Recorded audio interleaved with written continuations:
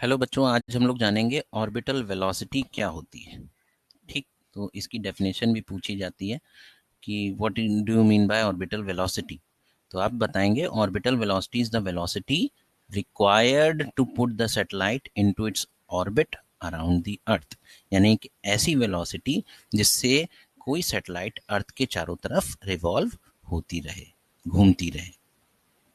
ठीक है, चारों तरफ घूमने वाली जो वेलोसिटी है उसको हम क्या बोलेंगे? Orbital velocity. ऑर्बिटल वेलोसिटी को सैटेलाइट की वी और नॉट लगा दीजिए, वी नॉट से डिनोट करते हैं, V naught. This is known as orbital velocity. तो क्या क्या चीजें इसमें करनी पड़ेंगी इसको समझते हैं हम। सबसे पहले हम एक अर्थ बनाएंगे। ये अर्थ है, ठीक है, या थोड़ी सी बड़ी अर्थ बना लें तो और अच्छा होगा। हमने यहाँ बनाई ये अर्थ, ये एक अर्थ है। ठीक, अब इस अर्थ का कहीं ना कहीं सेंटर होगा, ये सेंटर ओ है। सेंटर से अर्थ की यहाँ तक की जो दूरी होगी वो रेडियस होगी।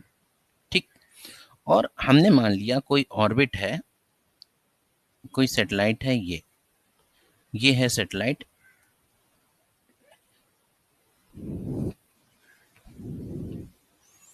ये सैटेलाइट है, इसका खुद का मास स्मॉल एम है। क्या है? Small M. तो हम लिखते चलें क्या क्या चीज़ें हम ले रहे हैं। ऑर्बिटल वेलोसिटी को निकालने के लिए क्या क्या चीज़ों की आवश्यकता पड़ेगी? सबसे पहले आपको अर्थ के मास की आवश्यकता पड़ेगी, जिसको हम कैपिटल एम से दिखा रहे हैं। This capital M is mass of the earth. ठीक, ये चीज़ होगी। कैपिटल आर हमने यहाँ पे दिखाया है, रेडियस ऑफ द अर्थ है, तो ये भी लिख लेते हैं। This is what? Radius of the अर्थ। फिर और क्या हमें ज़रूरत पड़ेगी? सैटेलाइट का खुद का जो मास होगा वह स्मॉल एम से दिखा लेते हैं, यानी कि this is mass of the satellite. ठीक है, और वी नॉट हमने क्या माना है? वी नॉट माना है हमने orbital velocity of satellite. Orbital velocity of satellite. ठीक, और किसकी जरूरत पड़ेगी? अब ये सैटेलाइट है, अर्थ की जो ऑर्बिट है उसी में घूम रही है, अर्थ की ऑर्बिट से थोड़ा सा ऊपर। ठीक, तो कितना ऊपर है इसको निकालने के लिए हम यहाँ पे मार्क आउट कर लेते हैं कि यहाँ से यहाँ तक की जो डिस्टेंस है वो h है। कितनी है? h है।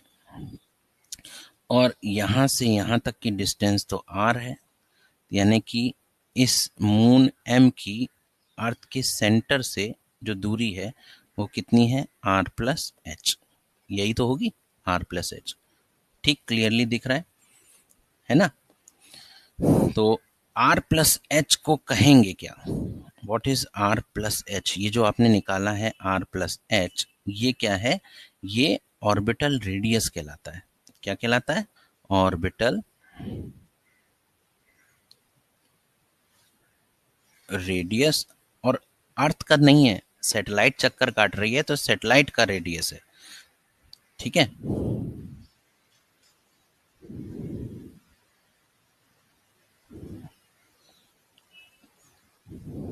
ठीक, यहां तक हो गया। अब आगे हमें क्या चीज़ ध्यान रखनी है? हमें ग्रेविटेशनल लॉ का ख्याल आएगा कि कोई चीज़ अगर हमारे यूनिवर्स में है तो वो फोर्स लगा रही होगी हमारी पृथ्वी सैटेलाइट पर और सैटेलाइट पृथ्वी पर। तो फोर्स ऑफ ग्रेविटी सैटेलाइट के ऊपर कौन सी लगेगी? कैपिटल एफ के नाम से लगेगी, और जिसकी वैल्यू क्या हो जाएगी? Capital G m1 m2 upon R square होता है। तो m1 क्या है? मास ऑफ अर्थ, जिसको कैपिटल एम दिखाया है। दूसरा ऑब्जेक्ट है सैटेलाइट, जिसका मास स्मॉल एम है, अपॉन अर्थ के सेंटर से सैटेलाइट तक की दूरी कितनी है? R plus H. तो आर प्लस एच का होल स्क्वायर।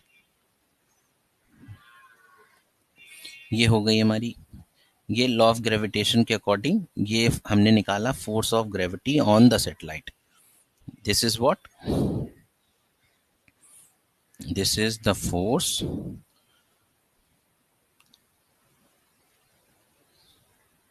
of gravity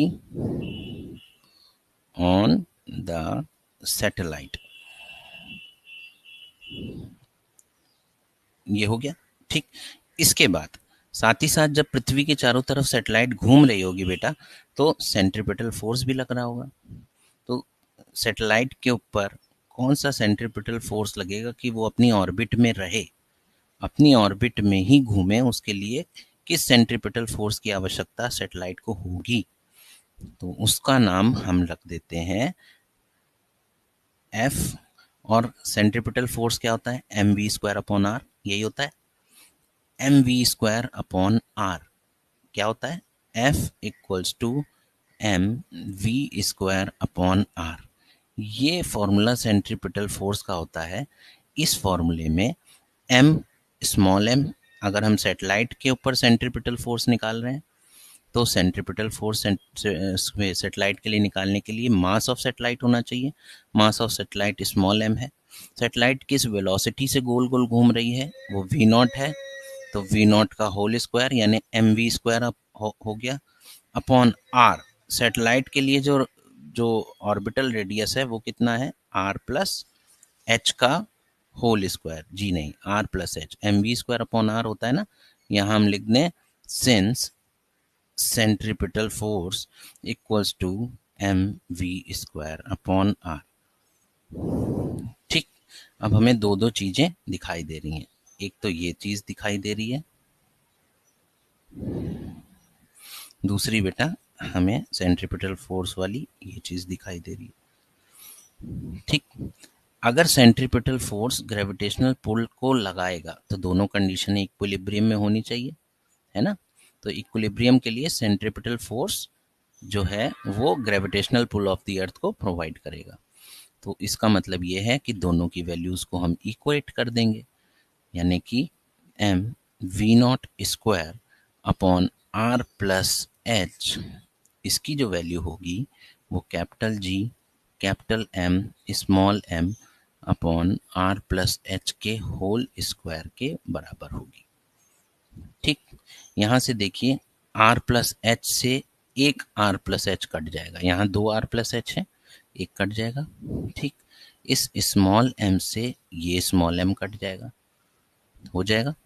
यानी कि इसी को हम साफ साफ लिख सकते हैं वी नॉट का स्क्वायर इक्वल्स टू, इधर देखो वी नॉट का स्क्वायर बचा, यही बचा है, तो वी नॉट का square equals to capital G capital M upon R plus H, capital G capital M upon R plus H, ये बचा। ये तो वी नॉट का स्क्वायर है। वी नॉट क्या है? Orbital velocity. तो हम इधर क्या करें? स्क्वायर को उधर हटा के रूट कर दें, तो यहाँ पे वी नॉट बचेगा और उधर अंडर रूट लग जाएगा, capital G capital M upon R plus H, ये हो गया। ये जो हमारा एक्सप्रेशन बेटा आया है, पूरा एक्सप्रेशन जो निकल के आया वी नॉट बराबर G M upon R plus H, ये एक्सप्रेशन क्या शो कर रहा है? ऑर्बिटल वेलोसिटी की वैल्यू इस फॉर्मूले से निकाली जाएगी। ठीक, इसको इक्वेशन नंबर 1 मान लें। This is what? This is the expression for orbital velocity. Orbital velocity ये ऐसे निकलती है। ठीक है, अब एक चीज और ध्यान रखिए, हम लोगों ने पीछे पढ़ा था कि अगर अर्थ के अर्थ की सरफेस के ऊपर एक्सेलरेशन ड्यू टू ग्रेविटी की वैल्यू स्मॉल जी है, तो एक फॉर्मूला हम लोग ने पढ़ा था ना, एफ इक्वल्स टू एफ। इस एफ की जगह एम जी कर दिया गया और इस एफ की जगह capital G M upon R square, यही तो किया गया था। अर्थ की सरफेस के लिए स्मॉल एम से स्मॉल एम कट गया था, यानी स्मॉल जी की वैल्यू कितनी आ गई थी? याद आया? ये पीछे हम लोग ने पढ़ा था। ठीक, तो यहाँ से gm की वैल्यू बेटा कितनी आ गई? यहाँ से gm की वैल्यू, इस gm की वैल्यू कितनी आ गई?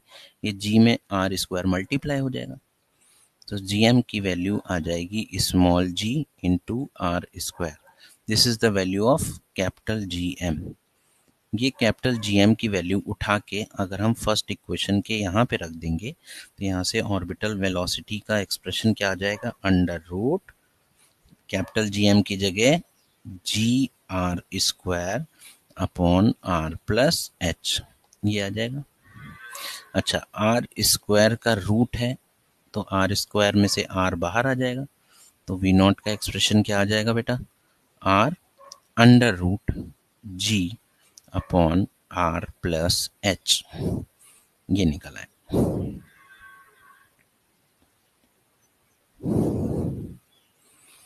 ये एक्सप्रेशन निकला है। अच्छा, अगर मान लीजिए कि सैटेलाइट जो है अर्थ की सरफेस के एकदम क्लोज ऑर्बिटल वेलोसिटी से घूम रही है, इतनी क्लोज है कि जो h हाइट थी ना, ये अर्थ की जो सरफेस पे जो h हाइट थी, ये h है ही नहीं, मतलब ठीक सरफेस के ऊपर है।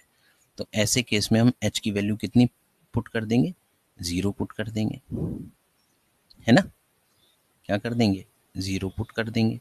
तो जब 0 पुट करेंगे तो क्या हो जाएगा, V0 की वैल्यू कितनी आ जाएगी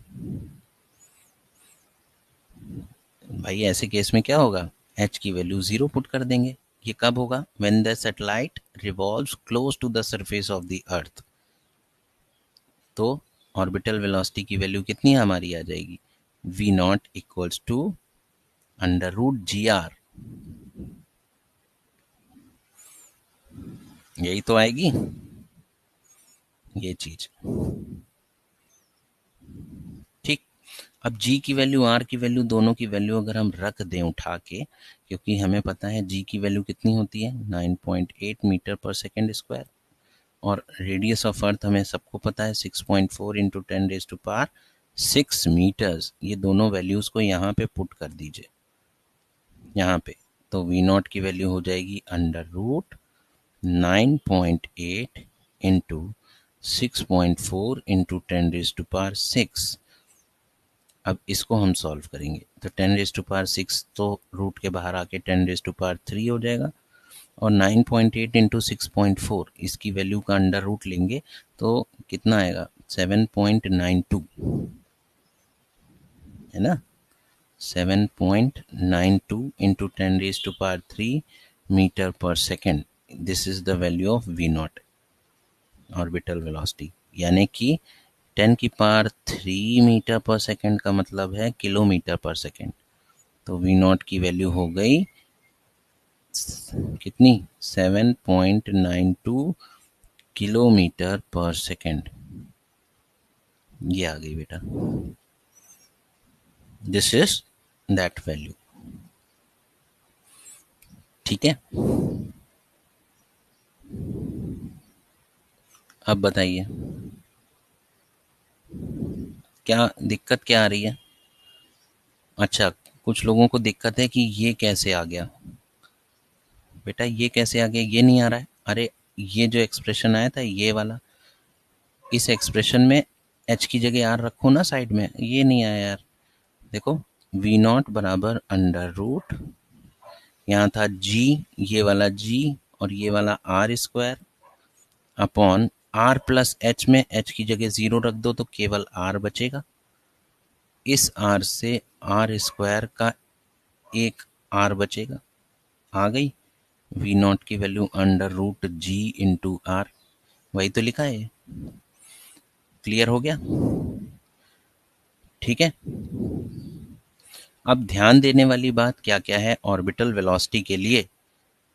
पहली इक्वेशन जो हम लोगों की ये वाली थी, V0 बराबर ये, ये इक्वेशन जो फर्स्ट आई थी, ये इक्वेशन में ध्यान देने वाली बात ये है कि ऑर्बिटल वेलोसिटी सैटेलाइट की, इस पे कोई मास ऑफ सैटेलाइट का कोई यूज़ नहीं है।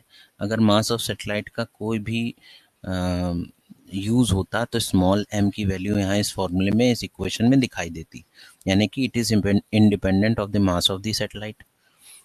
दूसरी बात ध्यान देने वाली ये है कि it depends on the mass and radius of the planet about which the satellite is revolving, यानी r पे और h पे डिपेंड करती है। ठीक है,